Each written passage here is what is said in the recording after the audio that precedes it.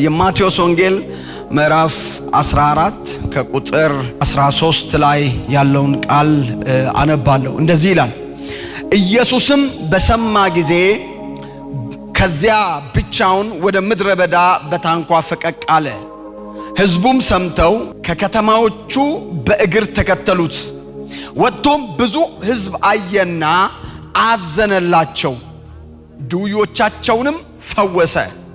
በመሸ ጊዜ ደቀ መዛሙርቱ ወደ እርሱ ቀርበው ቦታው ምድረ በዳ ነው፣ አሁንም ሰዓቱ አልፏል፣ ወደ መንደሮች ሄደው ለራሳቸው ምግብ እንዲገዙ ሕዝቡን አሰናብት አሉት። ኢየሱስም እናንተ የሚበሉትን ስጧቸው እንጂ ሊሄዱ አያስፈልግም አላቸው። እነርሱም ከ5 እንጀራና ከ2 ዓሣ በቀር በዚህ የለንም አሉት እያለ ይቀጥላል። ከዚያ ማርቆስ 9 ላይ ያለውን ሐሳብ ደግሞ ላንብብ። ምዕራፍ 9 ከቁጥር 19 እርሱም መልሶ የማታምን ትውልድ ሆይ እስከ መቼ ከእናንተ ጋር እኖራለሁ? እስከ መቼ እታገሳችኋለሁ? ወደ እኔ አምጡት አላቸው። ወደ እርሱም አመጡት። እርሱም ባየ ጊዜ ያ መንፈስ ወዲያው አንፈራገጠውና ወደ ምድር ወደቀ። አረፋም እየደፈቀ ተንፈራፈረ። አባቱንም ይህ ከያዘው ስንት ዘመን ነው ብሎ ጠየቀው። እርሱም ከሕፃንነቱ ጀምሮ ነው። ብዙ ጊዜ ሊያጠፋው ወደ እሳት ወደ ውሃ ጣለው። ቢቻልህ ግን እዘንልን እርዳንም አለው። ኢየሱስም ቢቻልህ ትላለህን? ለሚያምን ከፍ አድርጉና እስኪ ድምጻችሁ ለሚያምን ስንቱ ይቻላል? ሁሉ ይቻላል አለው። ወዲያውም የብላቴናው አባት ጮሆ አምናለሁ፣ አለማመኔን እርዳው አለ። ኢየሱስም ሕዝቡ እንደገና ሲራወጥ አይቶ ርኩሱን መንፈስ ገሰጸ። እናንተ ዲዳ ደንቆሮ መንፈስ እኔ አዛለሁ፣ ከእርሱ ውጣ፣ ከእንግዲህም አትግባበት አለው። ጮሆም እጅግ አንፈራግጦት ወጣ ይላል። ክብር ለኢየሱስ ይሁን። ቀኝ እጆቻችን ከፍ አድርገን አጭር ጸሎት ከኔ ጋር እንጸልይ። የዘላለም አምላክ እግዚአብሔር ሆይ በናዝሬቱ ጌታ በኢየሱስ ስም እኔና ወንድሞቼ እኔና እህቶቼ መንፈስህ በዚህ ባለበት አለንና እጅህ በመካከላችን ትገለጥ። የትኛውም የጨለማ ጉልበት የተከለከለ ይሁን። ድምጽህ በመካከላችን ያለምንም መከልከል ይለፍ፣ በጌታ በኢየሱስ ስም አሜን።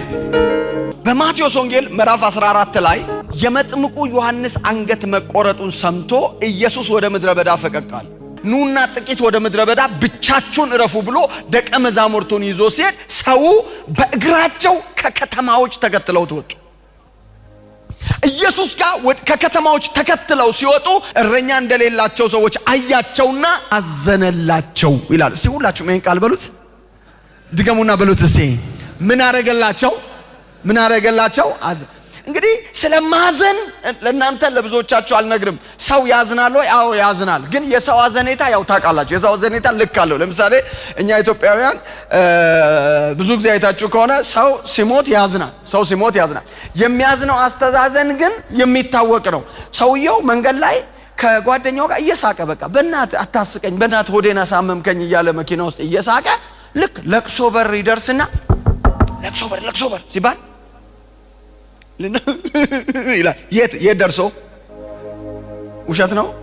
በር ላይ ደርሶ ወይኔ ይላል። እንደውም አንድ ጊዜ ምን ሰማው? ልጁ የተቆፈረ መቃብር አለ፣ እሳቸው አይቀበሩም እኔን ቅበሩኝ አለና ዘሎ ገባ። የተቆፈረው መቃብር አንድ ሽማግሌ መጡና ኧረ የኛ ልጅ ውጣ አሉ። ውጣ እኔን ቅበሩኝ ብሎ ሲል ዞር በሉ አሉና ሽማግሌ መቼም ታውቃላችሁ የሚያረጉትን ነገር አካፋ ላጠረጉና አንድ አፈር ሁለት አፈር ስሉ ልጁ እያለ ወጣ። አጠገብ ያለው ሰው ውሸቱን ነው በለው፣ ንገረው እባክህ። ያዝናል ወይ? አዎ። ግን አንዳንዱ ሚስቅ ነው እያለ ደርሶ በቃ አንዳንዱ በቃ ኧረ ዝም ብል ምናምን እየተባለ ራሱ ወቅ ያደርጋል። ግን ውሸቱን ነው፣ ከልቡ አይደለም። የሰው ማዘን የት ደረጃ ነው ብላችሁ ብትሉ እዚች ጋር ነው ይላል። ያዝናል ሰው። በጣም የሚገርማችሁ ነገር ቦታው ከተማ አይደለም፣ ቦታው ምድረ በዳ ነው። ቦታው የሚበላ ነገር የለም። ቦታው ምንም አይነት ቀኝ ግራ የሚታይበት የለም። ምድረ በዳ ነው። ግን ሰዎቹ ምድረ በዳን አልፈሩም። ሰዎቹ የሚበላ ነገር መጥፋቱን አይደለም ያዩት። አንድ መልእክት አለኝ። በኢየሱስ ፈልጋ የመጣው ኢየሱስ ያገኛል። አንተ ጩህና አሜን በለኝ እባክህ። እስቲ እንዲህ በል፣ ቀኝ እጅን ከፍ አድርግና የፈለኩት ኢየሱስ በል እባክህ፣ ያገኘኛል በል እባክህ። አንቺ ከተማ አይደለም ቦታው፣ ሆቴል ገብተው እንዳያዙ ከተማ አይደለም። ቢርባቸው የሚበሉት ነገር የለም። ግን የምድረ በዳ ሆቴል ኢየሱስ አለ። ያው ቦታው ሕክምና የለውም። ግን የምድረ በዳው ፈዋሽ ኢየሱስ አለ። አንተ የምድረ በዳ ፈዋሽ ስላለ ከተማዎቻቸውን ጥለው ቤት ኢላጂና ዲቮሴ ፓራዳ አይ ዶንት ኖ። በነገራችን ላይ አንድ ነገር ልንገራችሁ። አንዳንድ ሰው ገና ከቤቱ ሲነሳ ጌታ ሆይ ዛሬ የሆነ ነገር እፈልጋለሁ ብሎ ስለሚነሳ ያሰብካልም ያስተነብያልም። ጸጥ ብሎ አይመጣም። አንዳንድ ሰው ቅድም መንፈስ ቅዱስ እያወራኝ ነበር። የአንዳንዶችን ቋጠሮ ዛሬ ምሽት ፈታለሁ አለ። ይሄ አንተ ቤት ይሆናል። አንዲት እህት ቤት የሆነ ነገር ይፈታል። የከበረሽ ነገር አለ፣ ኢየሱስ አለ። ምድረ በዳ ላይ ቦታው ምድረ በዳ ነው፣ ግን ኢየሱስ አለ። ቦታው የሚበላ ነገር የለም፣ ግን የምድረ በዳው ሆቴል ማን አለ? ኢየሱስ አለ። እባክህ ኮራ በልና ኢየሱስ አለኝ በል እባክህ። ምድረ በዳ ላይ አያቸውና ምን አረገላቸው ይላል። በእውነት ጌታ ምስክር፣ እዚህ ጋር እንዲህ እየተመላለስኩ አንድ ነገር አልኩ። ጌታ እባክህ እዘንልን አልኩኝ። እስቲ እንደዚህ በሉ፣ ጌታ እዘንልኝ በሉ እስቲ። ማን ይዘንልን? ይዘንልን። እውነት ጌታ ይዘንልሽ። አንዳንድ ያንቺ ቤት ጉዳይ ጌታ ካላዘነልሽ አፖስቶል፣ ፕሮፌት፣ ፓስተር አዝነው የሚያመጡት ነገር የለም። ሳዝነው ብሎ ነው የሚሄደው። አጎትና አክስት ቢሰበሰቡ የሆነች ራንድ ሰጥተው ነው የሚሄዱት። ግን ይዘንልህ ጌታ። አረ አሜን በለኝ። ይዘንልሽ ጌታ። በቃ ይህ የልብሽን ይመልከት ጌታ፣ የውስጥህን ይመልከት ጌታ። አዘነላቸው። ማ? ኢየሱስ አዘነላቸው። ማ? ኢየሱስ። ከዚያስ አያቸውና የሚበሉትን ስጧቸው አለ። ስሙኛ፣ የሚበሉትን ስጧቸው ሲል ዞር አሉና ዮሐንስ ወንጌል ላይ ፊልጶስን ጠየቀው ነው የሚለው። እዚህ ማቴዎስ ወንጌል ላይ ስጧቸው እናንተ ሲል 5 እንጀራና ስንት 2 ዓሣ ነው ያለን። 5 እንጀራና 2 ዓሣ በጣም ቢበዛ ለ6 ሰው ነው የሚበቃው። 5 እንጀራና 2 ዓሣ ነው ያለን ሲሉ እንደዚህ ያለ ኢየሱስ አምጡት ወደ እኔ ያለ። ጨብጡትና ጠግባቸው ዝም ብለህ ነገሬን ለኢየሱስ ስጥ በሉት። ለማ ለማ ለማ ለማ ነገርህን ለማ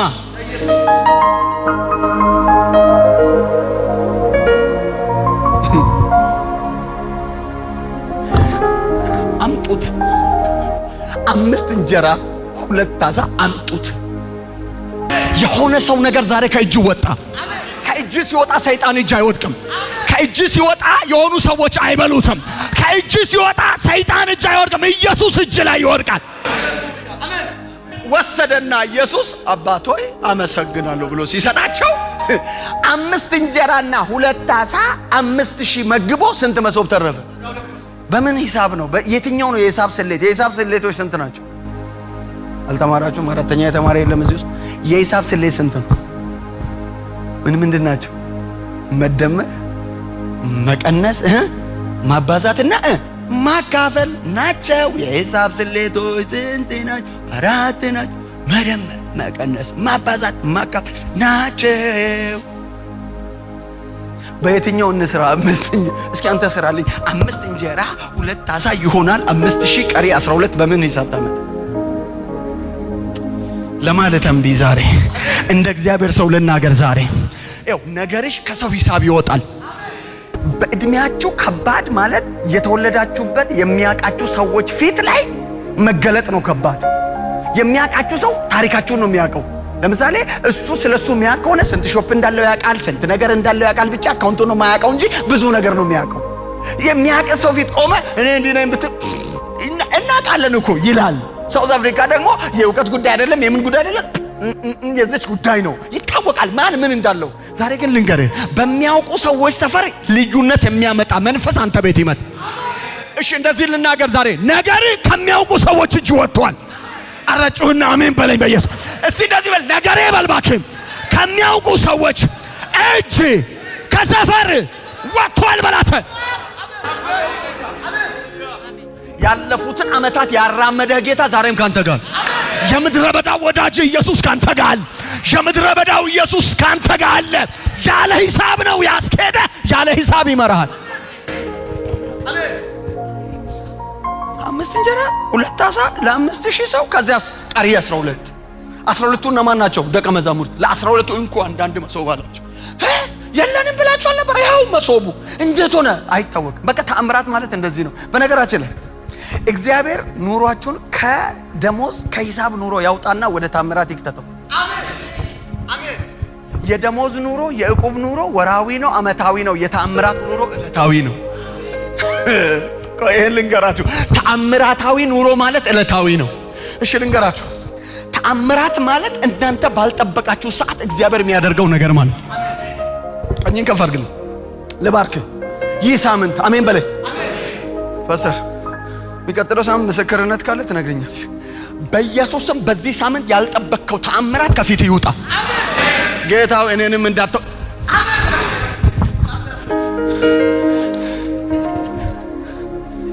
ታውቃላችሁ አንዳንዴ እኮ ያራመደን እኮ አሜን ያልነው እኮ አንዳንዴ ትንቢት አይደለ እንዴ ያራመደን።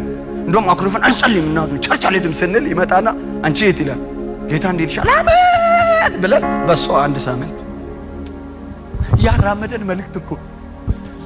ይህን ሳምንት በኢየሱስም የተአምራት አረኩላችሁ። የሆነስ ኢላጃቫኒያ ማቴ በኢየሱስም ኢየሱስ ያዝንልሃል። ማን ያዝንልሃል? ኢየሱስ። ያው ኤቮኒካ ማሳፕራዳ ላቫዲያስ እኔ አይ ዶንት ኖ በመንፈሴ ጌታ ምን ይለኛል? እኔማ ማንም ያዝንልኝም የለኝም የሚሉ ሰዎች አሉ። ግን ጌታ ዛሬ እንደዚህ ይላል፣ እኔ አዝንልሃል። አረ አሜን ነው ወይ? እሱ ሲያዝንልህ ነገር በኢየሱስም ካለበት ሽፍት ይሆናል። ምንድነው ሲባል አዘነለት ሲባል ምን አረጋላቸው? አዘነለት። 5 እንጀራና 2 ዓሣ ለስንት ሺህ ሰው መገበ? ለ5 የት? ምድረ በዳ ላይ። ሆቴል ነው እንዳትል፣ ሆቴል አይደለም። ከሆቴል አስመጥቶ ነው እንዳትል፣ አይደለም። ምድረ በዳ ላይ መገባቸው። ከዚያ ሁለተኛው ነገር ደግሞ ልንገራችሁ። ሁለተኛው ነገር ድውዮቻቸውን ፈወሰ ይላል። ፈውስ ለልጆቹ እንጀራ ነው። ፈውስ የልጆች እንጀራ ነው የሚል የተጻፈ የለም። ግን እንደዚህ ያለች ያቺ ሴት ለቡች ማለት እንጀራ ይዞ ለቡቾች የሚሰጠውን እንጀራ ይዞ ለቡችሎች መጣል አይገባም፣ አስቀድሞ ልጆች ይጥገቡ ሲል ጌታ ሆይ አለች። ቡችሎችም እኮ ከጌቶቻቸው እጅ የተረፉን ፍርፋሪ ይበላሉ አለች። አንቺ ሴት እምነትሽ ታላቅ ነው። ልጆች አስቀድመው ይጥገቡ ያለው ፈውስ ነው። ለተቀበሉት በስሙ ለሚያምኑት ለነርሱ የእግዚአብሔር ምን ይሆኑ ዘንድ ምን ሰጣቸው? ስልጣን። አሁን የተሰጠ ስልጣን የልጅነት ስልጣን። ስለዚህ እንጀራው የሚቆረሰው አንተ ቤት። ስለዚህ ዛሬ አንድ መልእክት አለኝ። ካዘነልህ ያበላሃል፣ ካዘነልህ ይፈውሳል። የሆነ በሽታ ዛሬ ምሽት በኢየሱስም ለቆ ይሄዳል። ግድለህም ጩህና አሜን በለኝ። ጸልያለሁ፣ ኋላ ላይ ለህሙማን ጸልያለሁ። ዛሬ በኢየሱስም የሆነ በላይ ላይ የተጣበቀ ህመም ለቆ ይሄዳል። ያዘነልህ ጌታ ይመግባል። ያዘነልህ ጌታ ይፈውሳል። ዳት ሚንስ ምን እያልኩ እንደሆነ ታውቃለህ? የሚያስፈልግህን ያደርግልህ። ቆይ እዚያ ምድረ በዳ ላይ የመጡ ሰዎች ምንና ምን ነው የሚያስፈልጋቸው? ምግብና ፈውስ። ማርቆስ 9 ላይ ኢየሱስ ተራራ ላይ ወጥቶ እስኪመለስ ድረስ የሆነ ሰውዬ ልጁ በአጋንንት እስራት ታስሮ እየታመመ ነበርና አመጡት ወደ ደቀ መዛሙርቶች አመጣና ፈውሱ ብሎ ሰውየው ሲያመጣ ደቀ መዛሙርቱ አልቻሉ።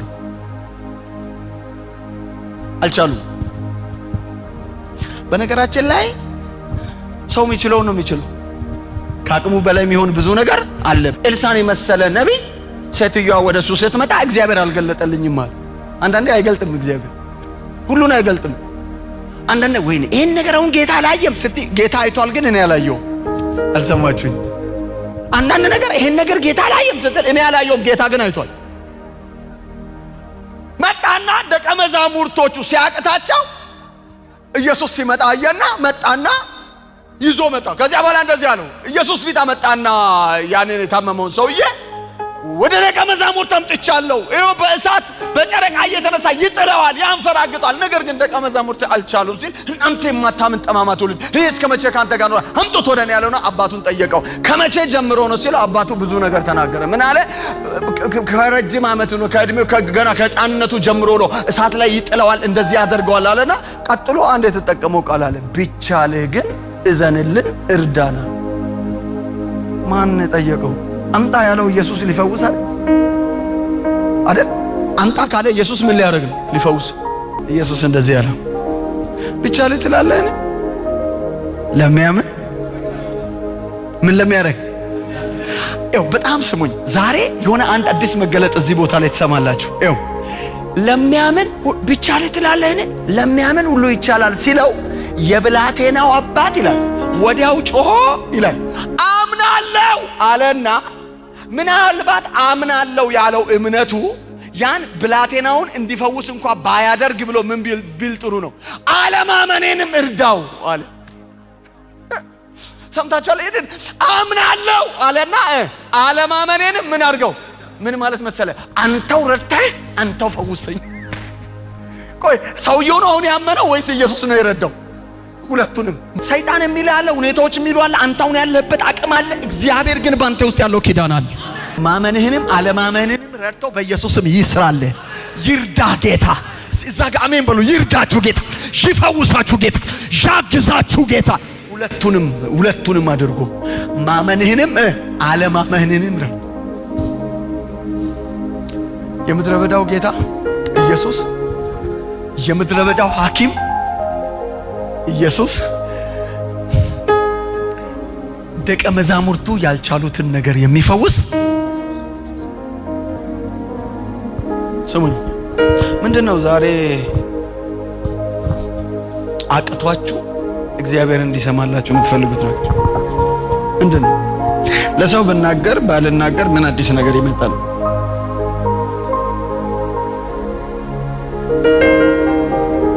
ለሰው ብትናገር ባልናገር ምን አዲስ ነገር ይመጣል?